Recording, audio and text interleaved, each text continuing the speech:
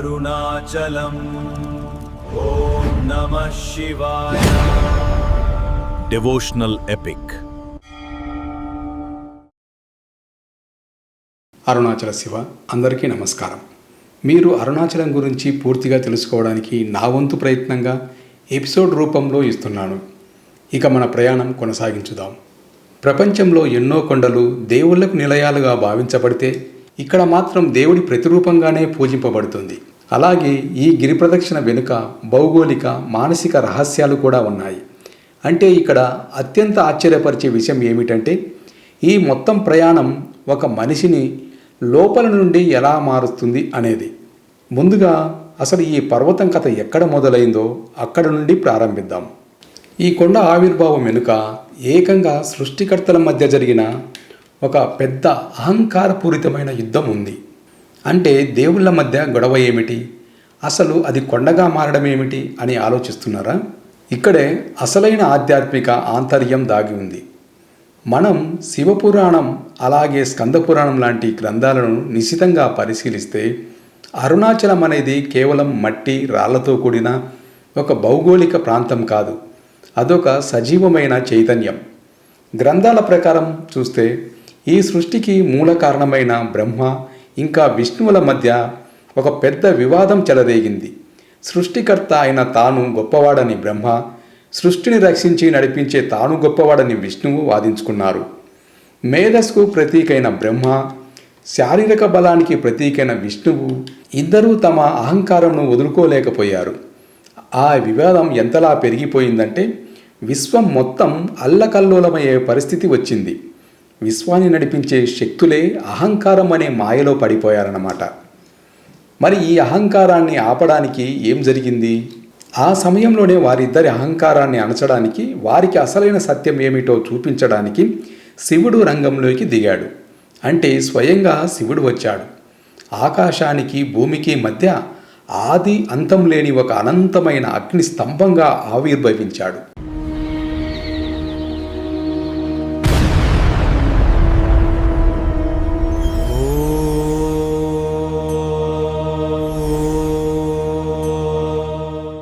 గ్రంథాలు దీనిని తేజోలింగం అని పిలుస్తాయి. ఆ అగ్నిస్తంభం ఎంత భయంకరంగా, ఎంత అనంతంగా ఉందంటే దానికి మొదలు లేదు, ముగింపు లేదు. అప్పుడు వారికి శివుడు, నా ఆది అంతములను ముందుగా ఎవరు కనుక్కుంటే వాళ్ళే గొప్పవాళ్ళు అని చెప్పారు. విష్ణువు వరాహ రూపం దాల్చాడు. అంటే ఒక పెద్ద పంది రూపం. అంటే అది ఆ విష్ణు వరాహ అవతారం అన్నమాట. ఆ రూపంలో విష్ణువు అగ్నిస్తంభం అడుగు భాగాన్ని కనుక్కోవడానికి భూమిని తవ్వుతూ పాతాళలోకంలోకి వెళ్ళాడు. ఇక బ్రహ్మ ఒక హంస రూపంలో ఆకాశంలోకి ఎగిరి అగ్నిస్తంభం పై భాగాన్ని కనుక్కోవాలని పైకి ప్రయాణించాడు. అంటే ఒకరు భూమిని తవ్వుకుంటూ కిందకు, మరొకరు ఆకాశాన్ని చీల్చుకుంటూ పైకి వెళ్ళారన్నమాట. విశ్వాన్ని సృష్టించే దేవుళ్ళే అహంకారంతో దారి తప్పితే అహంకారాన్ని దహించి వేయడానికి ఒక అగ్నిపర్వతం అవసరమైందన్నమాట. ఇక్కడ అసలు పాయింట్ ఏమిటంటే వారు యుగాల పాటు ప్రయాణించిన విష్ణువుకు ఆ అగ్నిస్తంభం అడుగు భాగం కనిపించలేదు. ఆ వేడికి తట్టుకోలేక విష్ణువు తన అహంకారాన్ని విడిచిపెట్టి తన ఓటమిని అంగీకరించి వెనక్కి వచ్చేశాడు. అహంకారం ఎప్పుడైతే విష్ణువు వదిలేశాడో అప్పుడే ఆయనకు అసలైన జ్ఞానం బోధపడింది. కానీ పైకి వెళ్ళిన బ్రహ్మ అలా చేయలేదు. ఆకాశంలో పైకి వెళ్తున్న కొద్దీ ఆ స్తంభము ఇంకా పెరుగుతూనే ఉంది. బ్రహ్మ అలసిపోయాడు. కానీ తన ఓటమిని ఒప్పుకోవడానికి అహంకారం అడ్డు వచ్చింది. సరిగ్గా అప్పుడే పైనుండి కిందకు పడుతున్న ఒక మొగలి పువ్వును బ్రహ్మ చూశాడు. ఆ పువ్వుని కేతకి అని అంటారు. ఆ పువ్వును ఆపి బ్రహ్మ ఒక ఒప్పందం చేసుకున్నాడు. నేను ఈ అగ్నిస్తంభం పైభాగాన్ని చూశానని శివుడు ముందు అబద్ధం చెబుతాను, దానికి నువ్వు అవును అని సాక్ష్యం చెప్పాలి అని అన్నాడు. ఆ పువ్వు సరే అన్నది. గెలవాలనే అహంకారం ముందు సృష్టికర్త కూడా సత్యాన్ని వదిలేశాడు. అంతటితో ఆగకుండా మరింత పైకి వెళ్ళాక ఒక ఆవు కనిపించింది. ఆ ఆవును కూడా ఇలాగే అగ్నిస్తంభం యొక్క పైభాగాన్ని చూశాను, అందుకు నువ్వు సాక్ష్యం చెప్పాలని ఆవును కూడా ఒప్పించాడు. కానీ ఎంతైనా అది దేవుడితో ఆడుతున్న అబద్ధం కదా. ఆ తర్వాత ఏం జరిగిందో చూద్దాం. శివుడికి నిజం తెలియకుండా ఉంటుందా చెప్పండి. చివరికి బ్రహ్మ విష్ణువులు శివుడి వద్దకు చేరుకున్నారు. బ్రహ్మ మాత్రం శివుడి వద్దకు వస్తూ తన వెంట మొగలి పువ్వు ఆవులను కూడా సాక్ష్యం కోసం తెచ్చుకున్నాడు. శివుడు ఆ విషయం ముందుగానే గ్రహించాడు.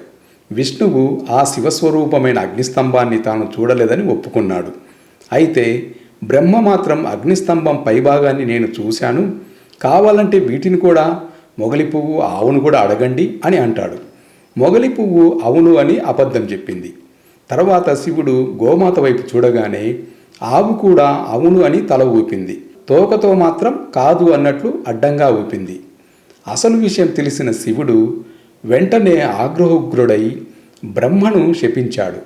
అబద్ధం ఆడినందుకు నీకు భూలోకంలో ఎక్కడా ఆలయాలు ఉండవని, పూజలు జరగవని శాపమిచ్చాడు. అందుకే బ్రహ్మకు గుళ్ళు ఉండవన్నమాట. అలాగే అబద్ధానికి సాక్ష్యంగా నిలిచిన మొగలి పువ్వును ఇకపై శివపూజకు పనికి రాకుండా పోతుందని శపించాడు.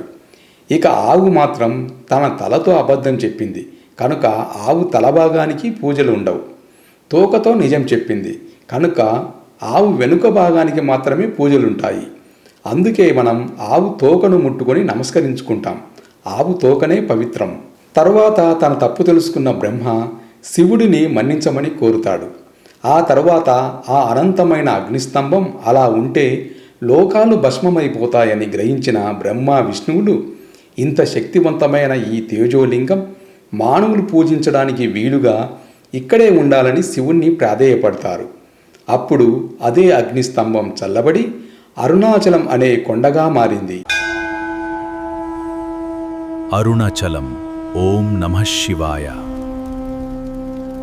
ఓం నమః శివాయ. అరుణాచలం అంటే అరుణ అంటే ఎర్రని, అచలం అంటే కదలని కొండ అని అర్థం. అరుణాచలం అంటే ఎర్రని కొండ అని అర్థం. ఎర్రని అంటే అగ్నికి సంకేతం. అయితే ఇది మామూలు అగ్ని కాదు, జ్ఞానాగ్ని. ఇక్కడే అసలు ఆసక్తికరమైన విషయం దాగి ఉంది. అప్పటి అగ్నిస్తంభం ఒక రాయిగా మారిపోయింది కదా, మరి ఆ అగ్ని తాలూకు వేడి ఎక్కడికి వెళ్ళింది?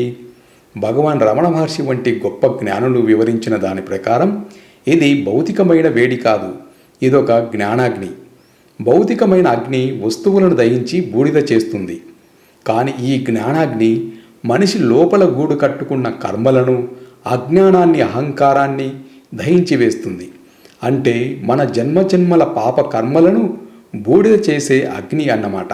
ఆ కంటికి కనిపించే రాతికొండ లోపల అనంతమైన ఆధ్యాత్మిక అగ్ని రగులుతూనే ఉంటుంది. ఆ జ్ఞానాగ్ని వేడిని మన శరీరము, మనసు గ్రహించాలంటే ఆ కొండ చుట్టూ మనము తిరగాలి. అదే మనం చేసే గిరి ప్రదక్షిణ. అంటే భౌతికంగా చల్లబడినా ఆధ్యాత్మికంగా ఆ అగ్ని ఆ కొండలో ఇంకా మండుతూనే ఉందన్నమాట. ఈ పర్వతం చుట్టూ దాదాపు 14 కిలోమీటర్ల కాలిబాట ఉంటుంది. దాన్ని ఎల్లప్పుడూ సవ్య దిశలో అంటే పర్వతం కుడివైపున ఉండేలా తిరుగుతారు. ఇదంతా బాగానే ఉంది, కానీ కేవలం ఒట్టి పాదాలతోనే నడవాలనే నియమం ఎందుకు పెట్టారో తెలుసా? దీని వెనుక ఒక బలమైన కారణం ఉంది. ఈ గిరివలంలో తార్ రోడ్డు, రాళ్ళు, విపరీతమైన వేడి ఉన్నప్పటికీ పాదరక్షలు లేకుండా మాత్రమే నడవాలి. దీని వెనుక ఒక బలమైన తాత్వికత ఉంది. ఇక్కడ కొండే శివుడు కాబట్టి ఆ కొండ చుట్టూ నడిచే దారి కూడా శివుని దేహంగానే భావిస్తారు.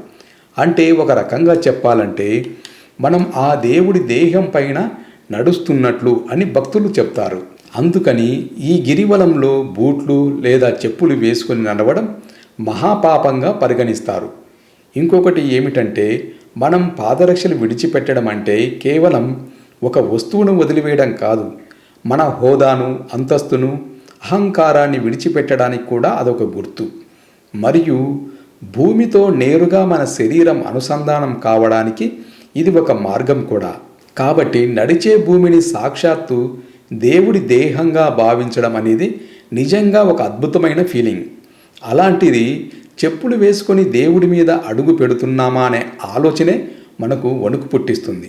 అందుకే ఇక్కడ చెప్పులు లేకుండా నడవాలి. దీని గురించి చరిత్రలో జరిగిన ఒక సంఘటన గురించి కూడా చెప్పుకోవాలి.